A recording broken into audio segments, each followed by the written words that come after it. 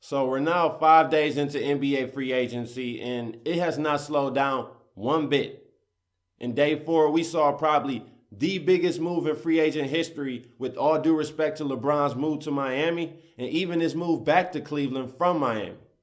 But Kevin Durant going to the Warriors was a shocker, and it still is. And that team is going to have so much pressure because they just won 73 games without KD. Y'all better win the next 3 NBA titles. I know out in Vegas, y'all will definitely be the favorites to do so for the next 3 seasons to win it all. That's going to be immense pressure, and we're going to really find out what Steph Curry and KD are really made of.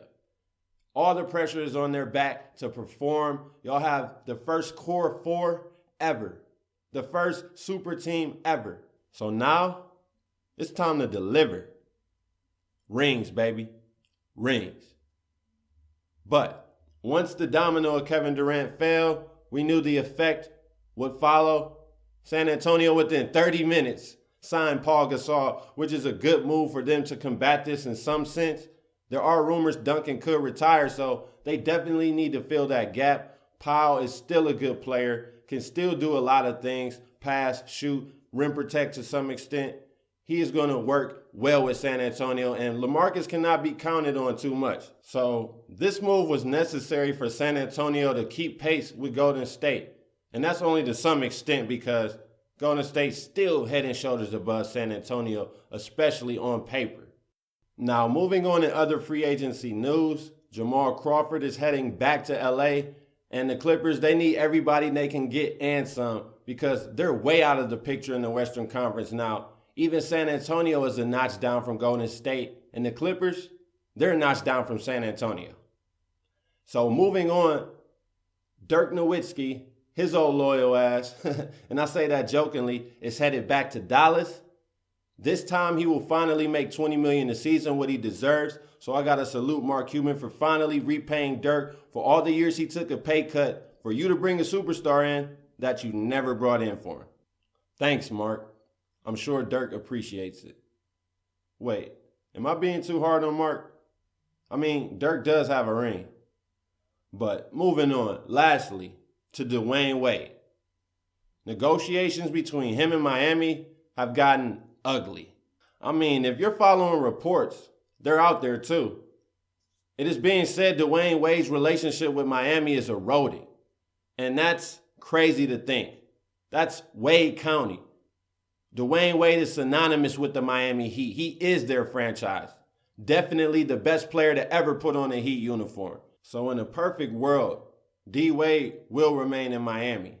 But if money is his motivation, or if winning a title is his motivation, D Wade could be outie in South Beach. There are reports out there. Denver is offering him a deal upwards of $50 million over 2 years, and that is $10 million less at the least more than what Miami offer him because they offer him a 2-year, $40 million deal, 20 a season on average, which isn't bad for D Wade, but obviously he feels slighted. I mean, D Wade has been underpaid for the majority of his NBA career. And if he really wanted to put it to Pat Riley and Mickey Arison, what he could do is take that mid-level exception from Cleveland of $3.4 million to show them it's not even about the money.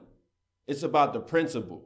And go join his brother, LeBron James, in Cleveland as the Cavaliers try to repeat and both Dwyane Wade and LeBron James go for their 4th NBA titles in their career.